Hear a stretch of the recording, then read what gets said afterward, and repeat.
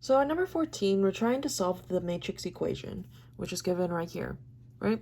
So it may look like there's a lot of different variables and numbers, and you can kind of get stuck by all these different things that are there, but let's just take this one step at a time. So on the outside of these matrices, we have scalar multiple. So let's go ahead and multiply the matrices by the scalar multiple.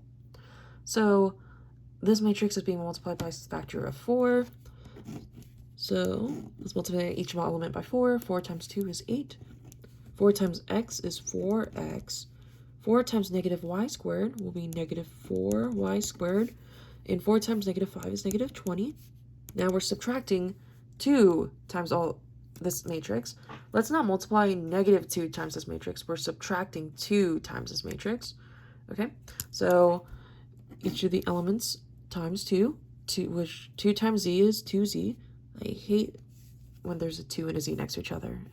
My handwriting makes them look the same. Okay, and then 2 times 3, which is 6. 2 times negative 17, which is negative 14. And lastly, 2 times negative 1, which is negative 2. And this will, again, equal this resulting matrix. Okay.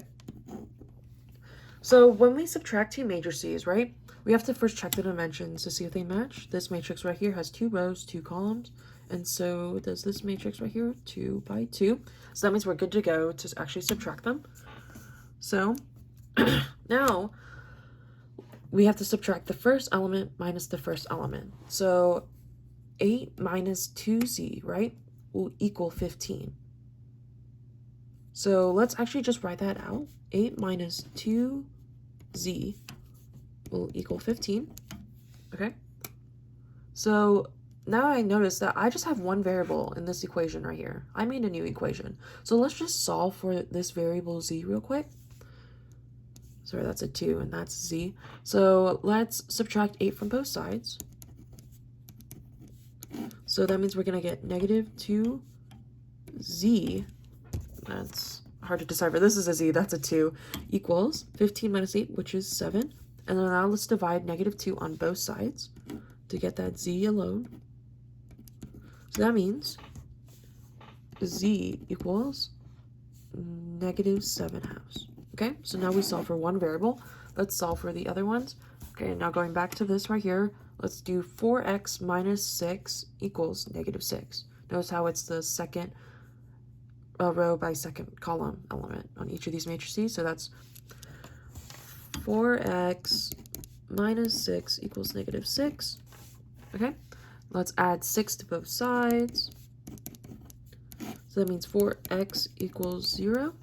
And if we divide 4 on both sides, 0 divided by any number is, of course, 0. So that means we got x equals 0. Okay, moving on. We have negative 4y squared minus negative 14 gets us negative 11. So let me write that out right here. Negative 4y squared minus negative 14 equals negative 11.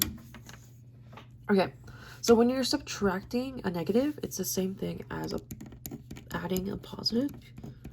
Leave alone, change. Leave alone, change, right? So now we have to subtract 14 from both sides, which will get us negative 4y squared equals negative 25. And now let's divide negative 4 on both sides, which will get us y squared equals a negative divided by a negative is a positive, so we can just cancel those out, 25/4. And let's not simplify that just yet, because now we have to do the square root of both sides, right? So that means y equals the square root of 25/4.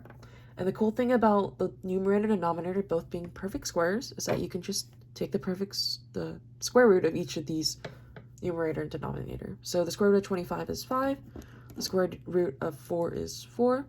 And don't forget, when you take a square root, the answer will be plus or minus that number, because of course you can have a negative squared, which will get us that number. So it will be y equals plus or minus 5/4. And our last equation we're looking at is negative 20 minus negative 2 equals negative 18. There's no variables in that, and we know that negative 20 minus negative 2 equals negative 18. So our three variables, which is z equals negative 7/2, x equals 0, and y equals plus or minus 5/4. So that solving these variables solve for that equation.